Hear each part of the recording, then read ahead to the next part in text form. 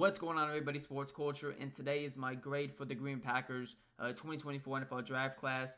I think this was a very, very solid draft class.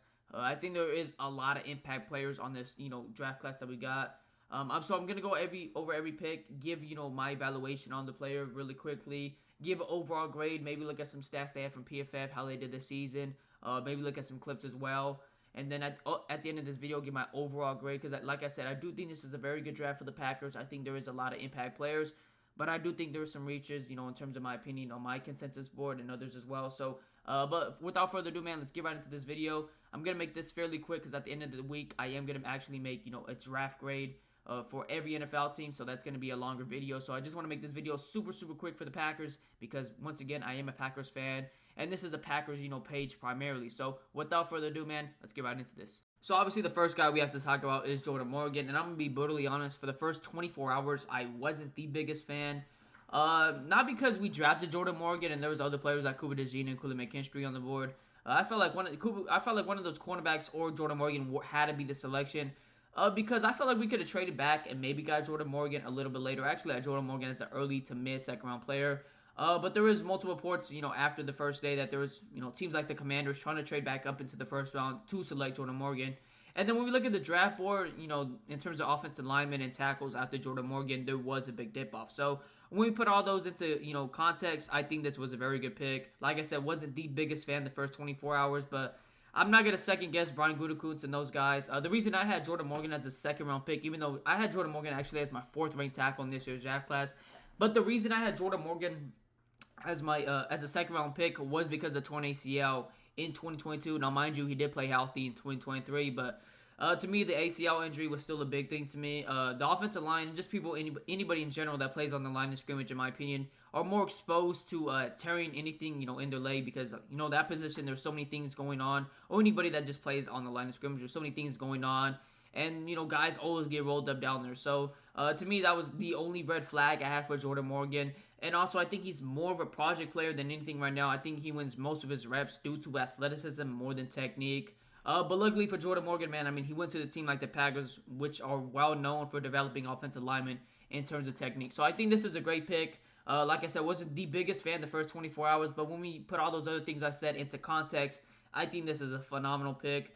He is projected to be more of a guard at the next level, but I do think this guy is going to be tackle for the Green Bay Packers. Obviously, if it doesn't work out at tackle, he will play more guard.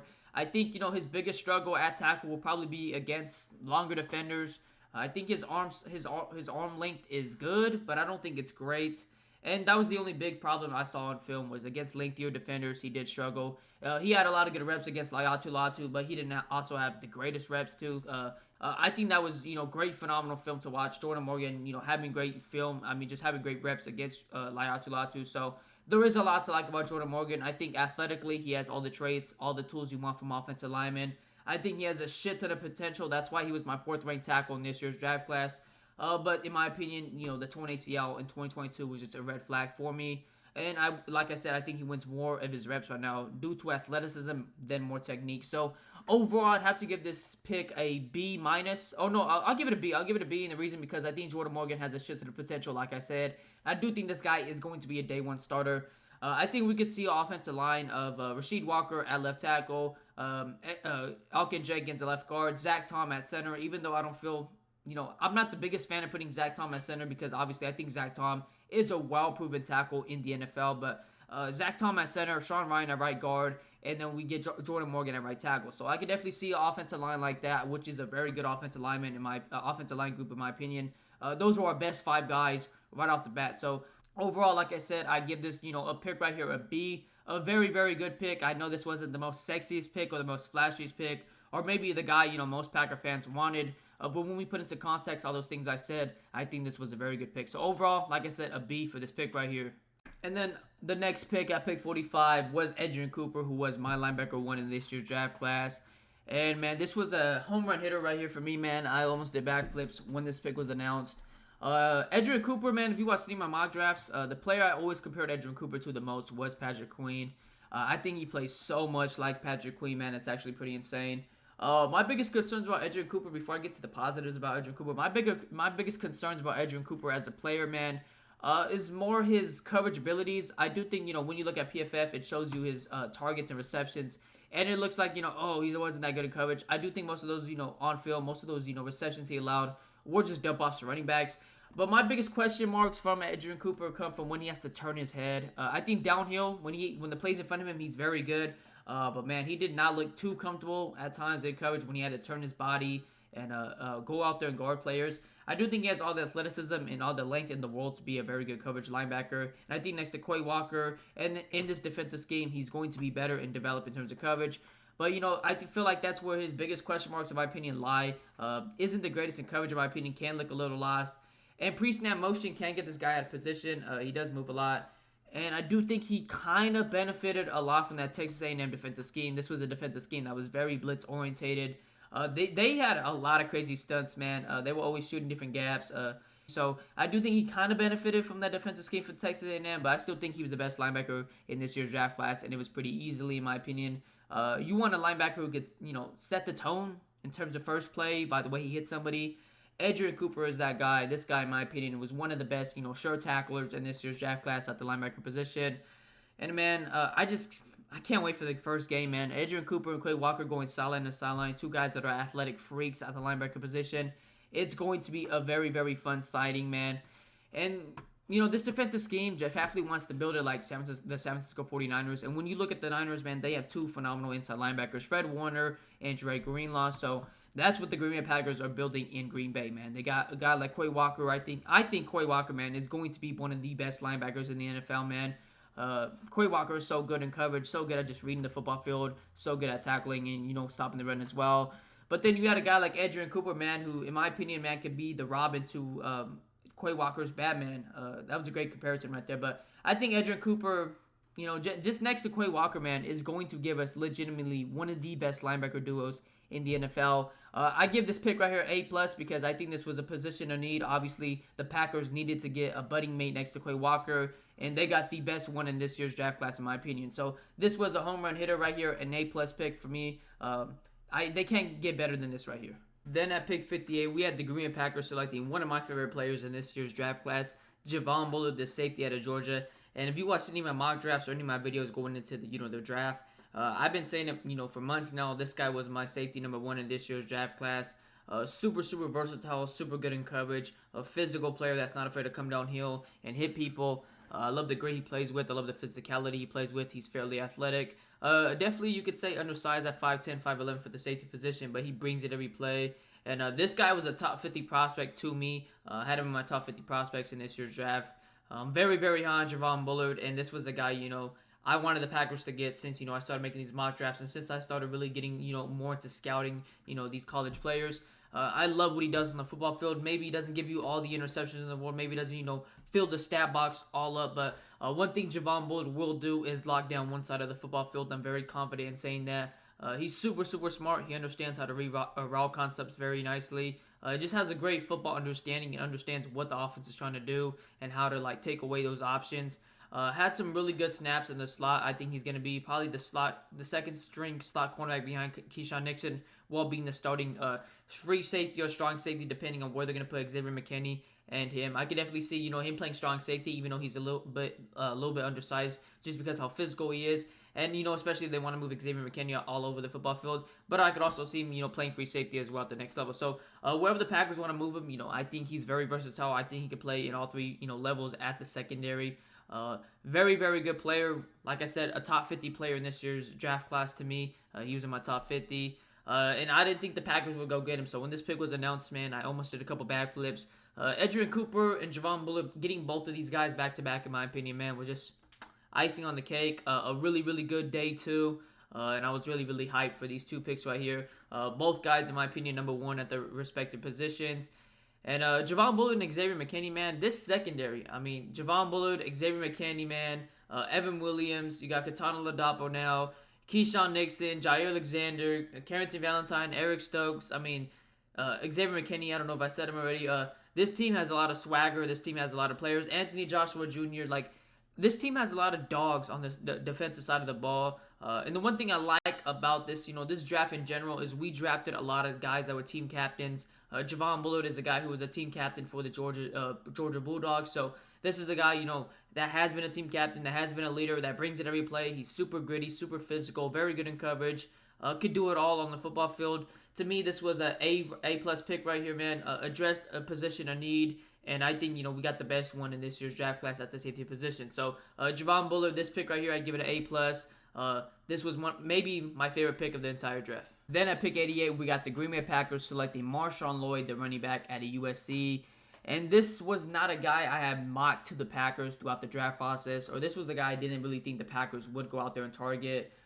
Just because of production. I did have this guy as my running back 6 in this year's draft class, also because of production. But at USC, they really didn't use him. And obviously, with Caleb Williams being the quarterback, I mean, they were a super, heavy pass offense. So, the production to me is why he was ranked 6th. But in terms of, high ceilings and potential, he was a top 3 running back in terms of that, man. I thought this guy had everything you wanted from a running back. He has the compact build. He's around 5'8", 5'10". I don't have his stats in front of me or his measurements. But he's around 220 pounds, 215 pounds, and he has a compact build. Very, very explosive, very dynamic with the ball in his hands, has great burst, great acceleration. Maybe not the greatest of long speeds, but man, when he sees the hole, he hits it at 120 miles per hour. And the thing I really do like about Marshon Lloyd the most, man, is his contact balance. This is someone that doesn't, fry away from contact. He'll put his shoulder down, he'll smack you, fight for extra yards. I love his ability to make something out of nothing. There was multiple times I watched him on film. He'd get hit in the backfield, and it looked like he's gonna get tackled, but he'd keep his feet chopping. Put his shoulder down and get like 4, 3 yards, 5 yards. So that's great effort. That's what I like to see. That's great power. And I think he runs a lot like Josh Jacobs. Now, I'd probably give Marshon Lloyd. I'd say Marshon Lloyd's player comparison is very rises because of the player builds and the way, how elusive they both were for guys that are around, that size and measurements. But I think Marshon Lloyd runs a lot like Josh Jacobs, and I think this was a perfect pairing to get behind Josh Jacobs. Marshon Lloyd, in my opinion, is a very good hands catcher for the running back position. Like I said, didn't have all the production at the world at USC, man, but he has all the athletic traits you want from a running back. And if I had to give this a grade right here, I'd give this a B+. I think this is a B+ pick right here. Really, really high ceiling player right here. Really high potential. Like I said, the only reason he was my RB6 in this year's draft class was because of production, but easily, in terms of, ceiling and potential, was a top 3 running back for me. So I give this a B+ right here. I think this has super high potential, super high ceiling type of pick right here. And Marshon Lloyd could easily, be the best running back from this year's draft class, especially behind this Packers team and an offensive line. So very, very good pick. I give this a B+ because of the potential and ceiling. Then at pick 91, the Green Bay Packers selected Tyron Hopper, or Hooper. I'm pretty sure it's Hopper, the linebacker of Missouri. And I'm not the biggest fan of this selection right here. In the 4-3 defensive scheme, we definitely need more linebackers. And Tyron Hopper could be a very good, inside linebacker, and off-ball linebacker. And I do think, he has the range. He has the athleticism. He is a pretty, good coverage. Sometimes a pretty good coverage linebacker. But I wasn't the biggest fan of his film. I felt like this year, he didn't have the greatest of years. I do think pre-snap motion, he does get pretty lost. Whenever he has to turn his back, when the play's not in front of him, I think, he is pretty lost. He does take some really bad angles whenever in pursuit, and does get lost as well. I don't like the way he tracks the ball whenever there's traffic in front of him. I think, guys like Edan Cooper, just other linebackers in this year's draft class like Junior Colson, they showcased how good they were with their eyes, and I don't see that with the guy like Tyron Hopper. I just didn't see, the good eye work.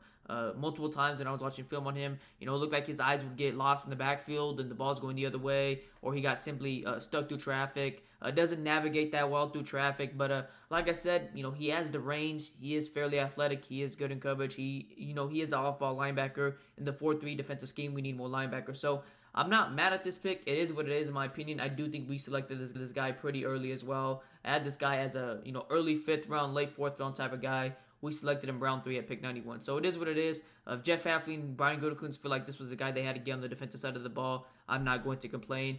To me, this is a C- pick right here, though. But, he does have potential to definitely develop. Then the next guy at 111 was Evan Williams, the safety out of Oregon.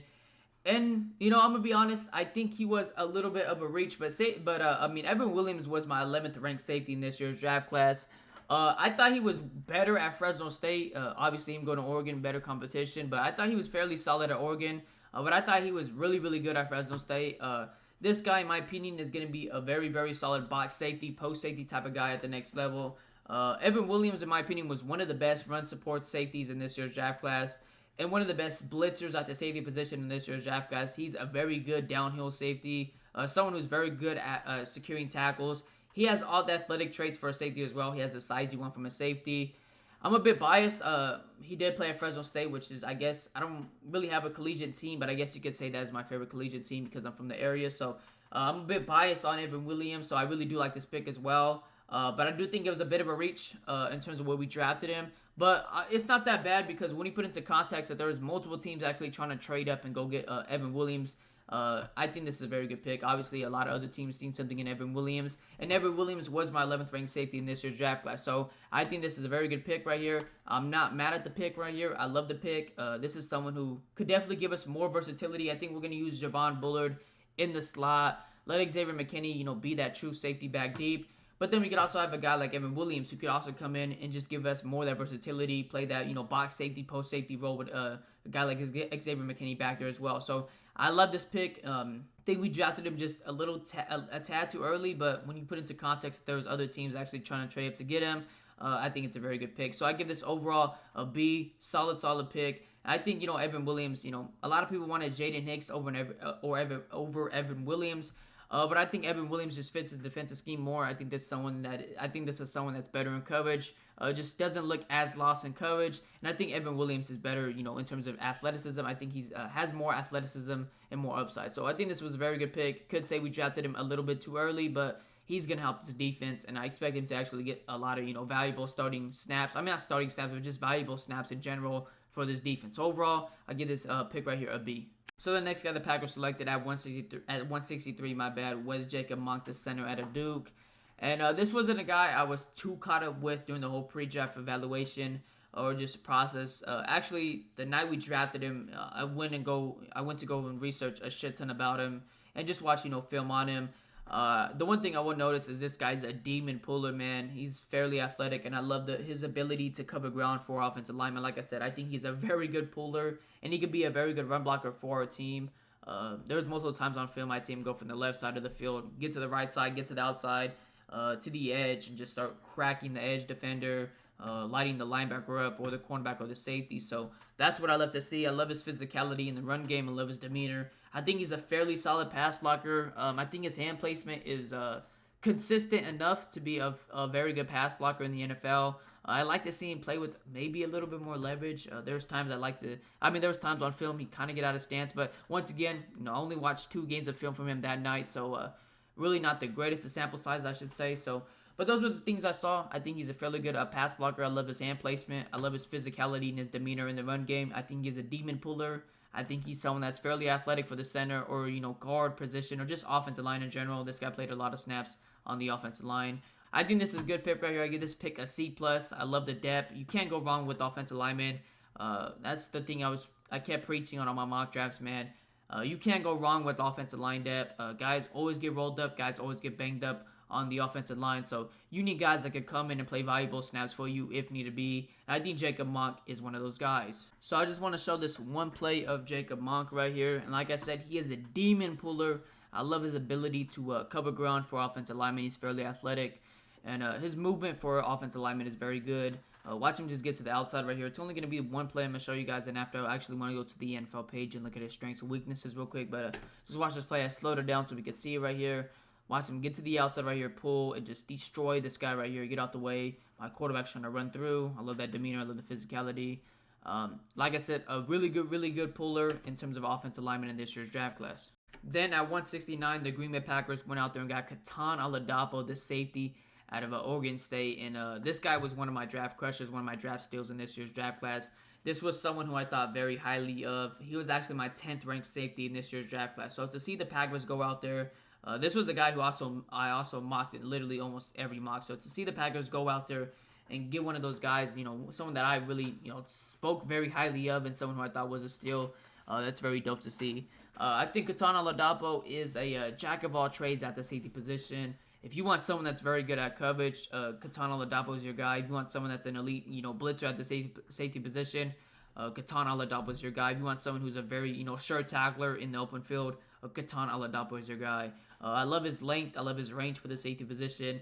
I love his versatility. This is someone who I think could also play in the box. Could play a lot of box safety snaps for the Packers. Could play post safety, could play back deep, obviously, and could also play some snaps at slot cornerback. So there is a lot of versatility with Katana Ladapo. I think he's a fairly good athlete as well. Maybe not the greatest long speed in the world, but I think he has really good burst, really good acceleration. And I love the physicality that he plays with. He's not afraid, to go downfield and, play hard-nosed football, go down there and make tackles. He's also very willing to take on blocks from offensive linemen, so I really do like that a lot. Katana Ladapo, like I said, was my 10th ranked safety in this year's draft class. I give this pick right here because of where we got him, just how high I think Katana Ladapo is as a player, and how much I think this guy is actually going to contribute his first year for the Packers, even as a rookie. I give this pick right here a B+, just because, man, I think this guy is actually one of the most underrated players overall in this year's draft class.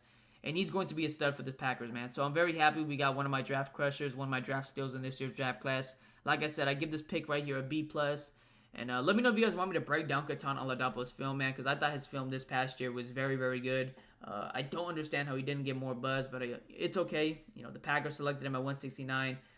31 other teams will have to find out about Katana Ladapo. Luckily, the Packers, are not one of them. So very, very good pickup. B+, one of my top 10 safeties in this year's draft class.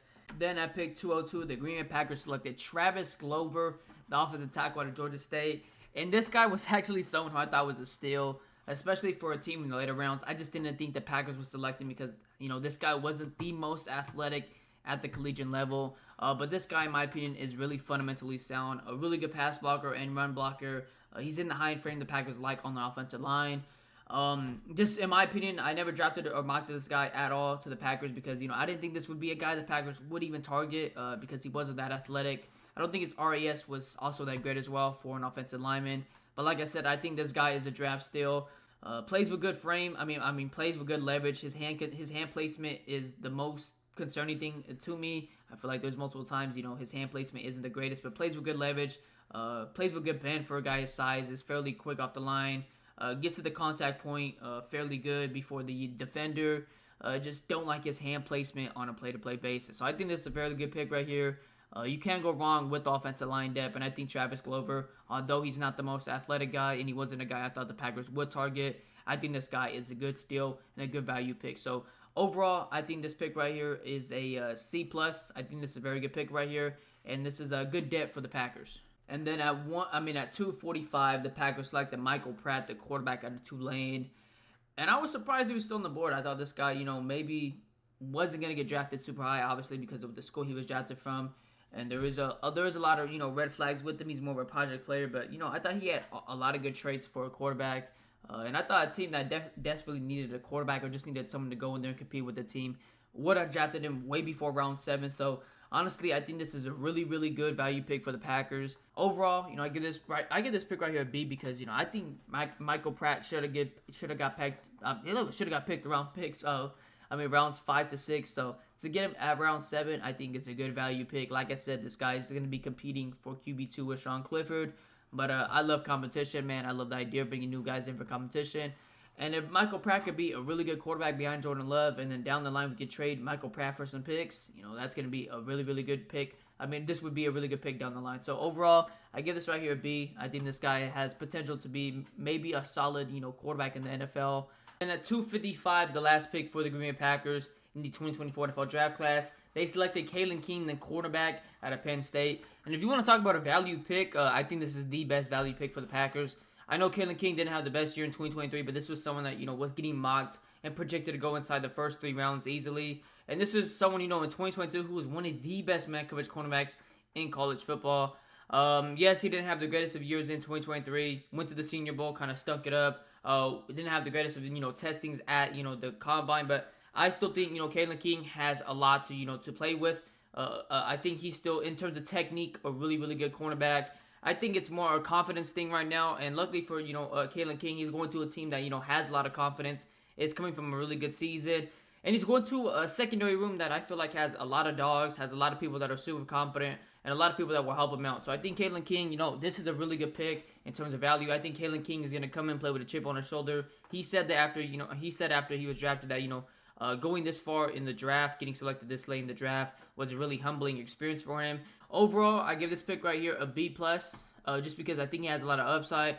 And, he's in the 7th round. I've seen people say, oh, well, he's going to be a bust. Well, we drafted him in the 7th round. So, I mean, this is really, the definition of a low risk, high reward. So, I think, in terms of value, one of the best picks for the Packers. And I give this a B+.